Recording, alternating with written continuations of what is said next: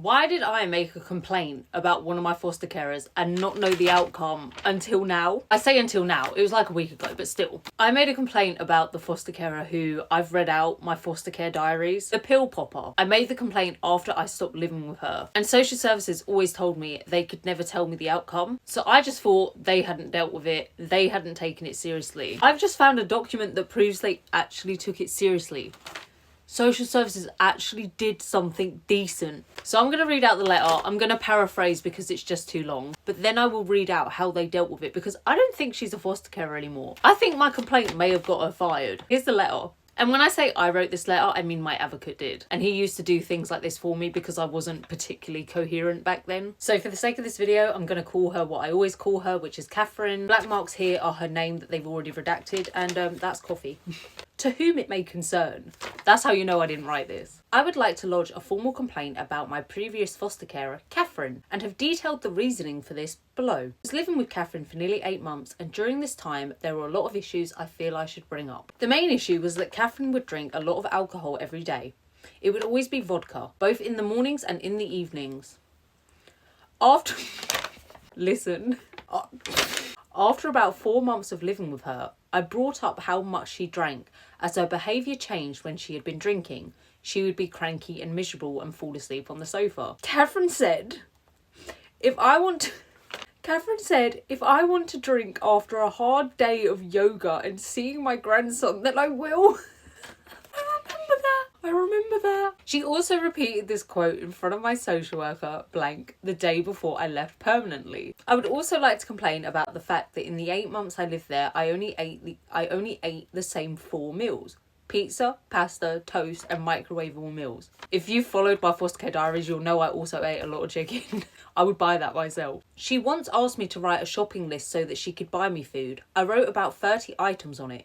The only item she bought from this list was lemons.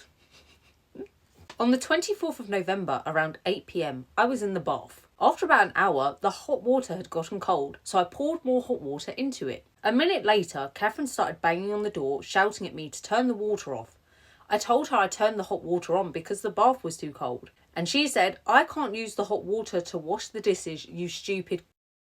I have never been called that in my life, and I found it extremely rude and it shocked me. My advocate went in. There were lots of other incidents and ongoing issues as well. For example, I've always had a very bad sleeping pattern, which Catherine often ridiculed me for. I also didn't have my own house keys, so would have to text Catherine to see if she was home.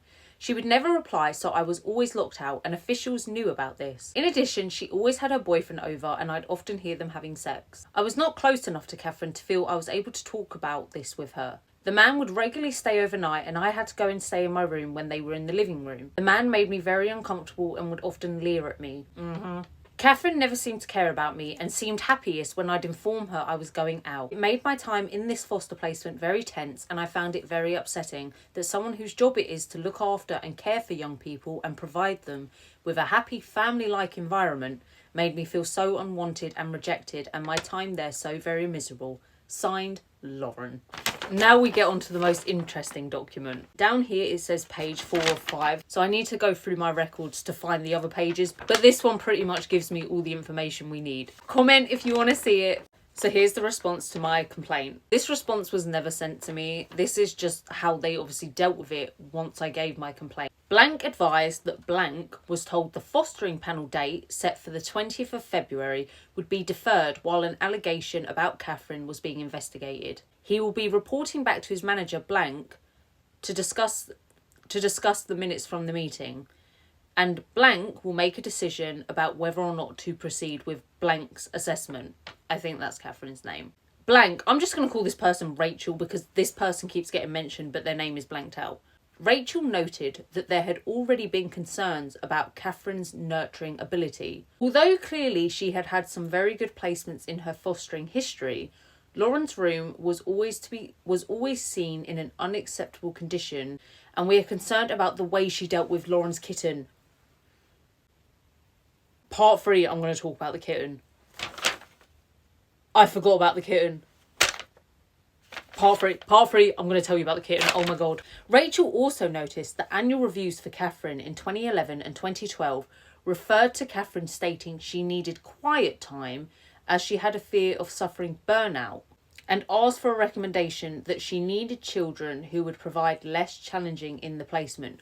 I shouldn't have been sent there then. Rachel's view is that it will be difficult for Catherine to be recommended at panel given what is being shared today for either the enhanced service or indeed regular fostering. Although Catherine was made aware about the panel date not going ahead on the 20th of February, the meeting heard that Catherine did not want to withdraw her resignation from KinderCare, that's the private fostering agency, and so formally left their employment on the 28th of February when her notice period expired.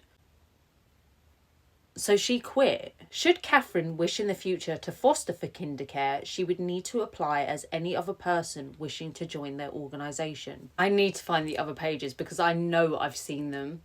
Basically, 2 other children who lived there before me had made pretty much the same complaints as me, that she drank a lot and didn't feed them anything other than pizza. Okay, everyone is asking me for the kitten story, but I didn't even finish the complaint. I haven't even finished reading out what the outcome was. I think it was my fault for not making it clear enough. In the original video, the one I said messed up, I'd finished the whole complaint. But I don't know, it disappeared from my drafts. I might have accidentally deleted it. Let me quickly finish reading out the outcome, but I promise by the time you get to the end of this video, the kitten video will be up. In my part 1, I mentioned I had to find other pages and I found them. I'm not going to read all the information out because it's so long and some of it is just explaining the purpose of the meeting, but we all know what that was. I complained. So here we go. The investigation has not included Surrey Police, nor has this been undertaken as a Section 47 child protection investigation. Rather, the inquiries have been made in response to the significant complaint raised. So now this part is following on exactly where we left off in the last part. Those present at the meeting expressed a concern that the allegations which Lauren has made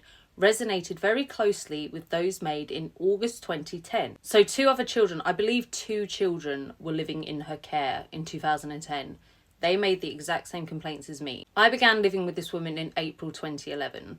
There is no link between these 2 occasions of disclosure, nor reason to think that Lauren and the other young people have had any contact with each other or know each other in any way. It is also acknowledged that Lauren made the disclosure after having left the placement, rather than timing the disclosure intending to bring about the end of the placement. So they're saying I didn't just make the complaint just to get away from the placement, I waited until after I left. So I had no reason to make it other than to say I'm concerned. The timing of the allegation is unfortunate for Catherine, who has now found herself outside of full-time employment as a foster carer. Unfortunate for Catherine, good for the kids. The meeting have also noted that Catherine's preference has been to care for older children. It will be difficult to match Catherine with young people who do not have challenging needs like she'd like.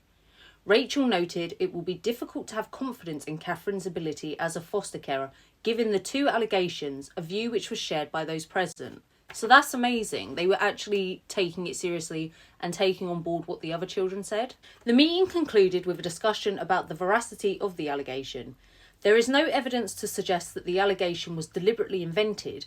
Neither is there sufficient evidence to conclude the allegation has been proved nor disproved. Recommendations/actions. Catherine to be approved as a carer with the enhanced fostering service. Blank to meet with Catherine with his ATM within 1 week to explain the outcome and decision and to provide a follow-up letter to Catherine. Subsequent to the above, Rachel needs to visit Catherine to inform her that should she wish to foster for this agency again, she must apply the same way as any new foster carer. Blank to feed back to Lauren that the allegations have been taken seriously and have been noted, though she is not to be informed of the outcome of the decisions taking for respect with Catherine. Should we respect Catherine? Some other notes that I hadn't yet mentioned just because I had to get my head around it all because there's a lot of jargon and, you know, I'm trying to paraphrase so this video isn't too long. Lauren has maintained the truthfulness of the information contained within the report. Lauren has also described some of the rooms being locked overnight, e.g. kitchen, and if Lauren wanted access to a room, she would need to wake Catherine to get a key, and has seen Catherine in her underwear. Apparently, Lauren has also stated to Catherine that she now accepts that her own behaviour and sleeping patterns may have affected life in the household. Yeah, I wasn't the easiest to live with. I'd be awake a lot of the night and sleep all day. So yeah, I acknowledge that. Lauren also raised an additional concern, that of the foster carer revealing racist views. She states that Catherine told Lauren if Lauren moved on to a new placement, The new foster carer would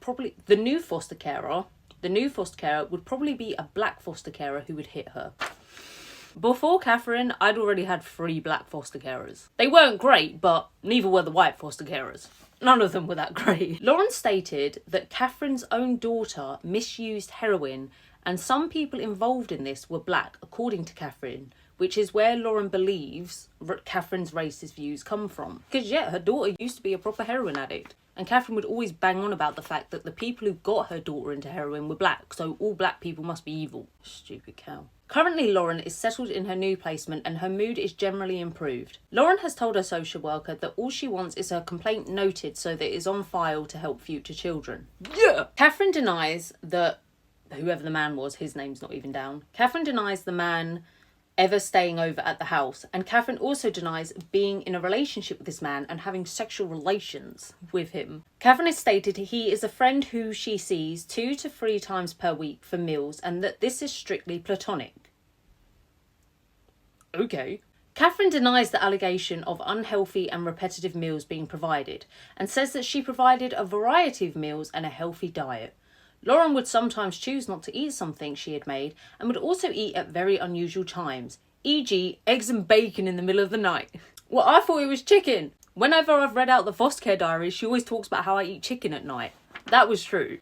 Catherine denies calling Lauren the C word, but she has admitted that having a disagreement with Lauren when Lauren was running a bath and using all the hot water when she was trying to wash up.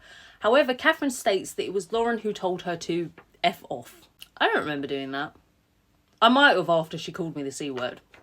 Catherine denies the allegation of alcohol frequently during the day.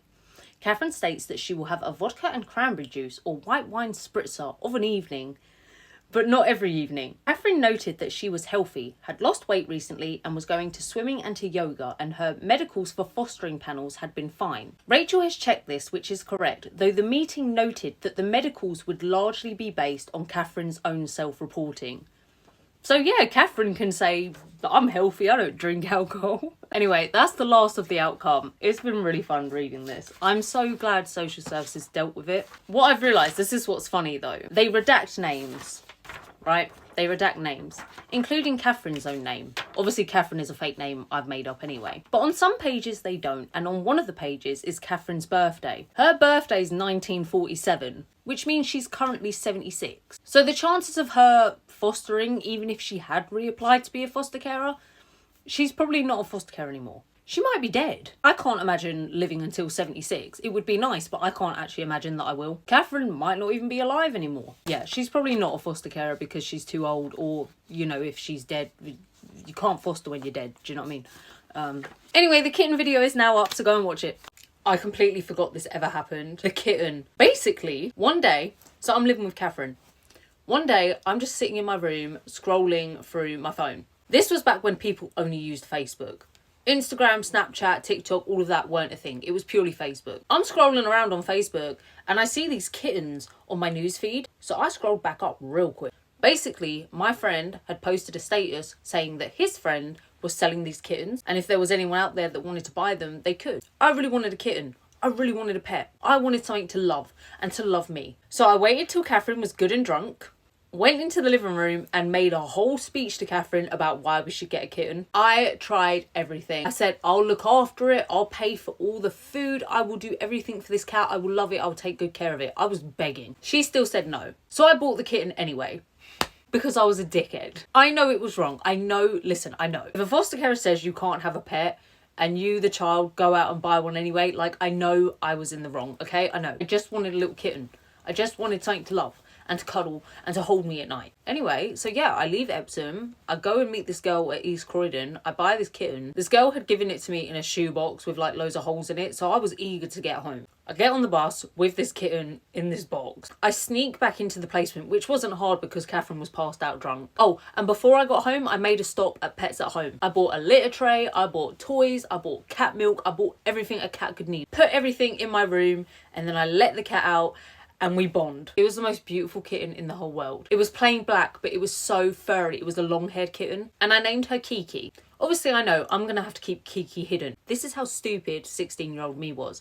I was thinking I could have the kitten for like a month and then I could reveal to Catherine look, Catherine, I've had this kitten for a month and it hasn't affected anything. So can I keep it now? Because I've proven that the kitten causes no problem. Stupid. Me and that kitten had the best weekend together ever. She got my full attention. I did not leave the room. I stayed with her the whole time. I loved her. Little Kiki. I was in college at the time. This is why I was annoyed. I ended up dropping out of that college anyway. After a month of going to that college, I ended up dropping out. This was a week before I dropped out. So I went to college. Obviously, I know Kiki's going to be alone in my bedroom all day. So I left her loads of food, loads of toys, clean litter, all of that. Catherine had always told me that she would never go into my room without my permission or without me present. So I thought, well, Kiki won't be discovered. Yeah, Catherine lied. Catherine was always going in my room. And while I was at college, Catherine went in my room and found Kiki. I got home from college. Catherine was in the kitchen. I went straight to my room to see Kiki. I had missed her all day. As I approached my bedroom, my door was already open. So I knew straight away she found Kiki. So I ran into the kitchen and I was like, where's the kitten? I was thinking it was somewhere in the house. Catherine had taken it to the vet. Now, I don't know what the wrong or right response would have been. On one hand, I totally get why she took it to the vet, because she told me I shouldn't have the kitten anyway. So part of this was my fault. If I hadn't have brought the kitten into the house in the first place, none of this would have happened. Even though it's wrong, I'm not justifying it, but my heart was in the right place. I was doing it because I just wanted something to bond with. I had major attachment issues and I couldn't attach to the foster carers. So I was just trying to, I guess, put it on this kitten. I became weirdly dependent on it. Anyway, Catherine took it to the vet. I don't know why in this document they brought it up. Like, their actual words were, when it spoke about what they noticed with Catherine, when they said Lauren's room was seen in an unacceptable condition and the way Catherine dealt with Lauren's kitten by calling the vet without her knowledge. So they're essentially saying that they don't think Catherine should have done that. I don't know what else Catherine was supposed to do. I mean, I'm not going to lie. If we really couldn't have kept the kitten, it would have been nice if she'd waited till I got home. Because I didn't even get to say goodbye. And then obviously I was really worried about the kitten because part of me was like, did Catherine actually take her to the vet? I do think she did. Like, I don't think she just let Kiki out onto the street or do anything bad. But I think that's what the panel were highlighting. It wasn't good that I bought the kitten, but maybe Catherine shouldn't have just got rid of it without telling me. I don't know. I was in the wrong. Maybe Catherine was in the wrong a little bit as well. But yeah, that was really sad. She was tiny as well. Little Kiki. I can't believe I forgot about that. I think I forgot about it because I only enjoyed her for like 4 days. Anyway, that is the kitten story.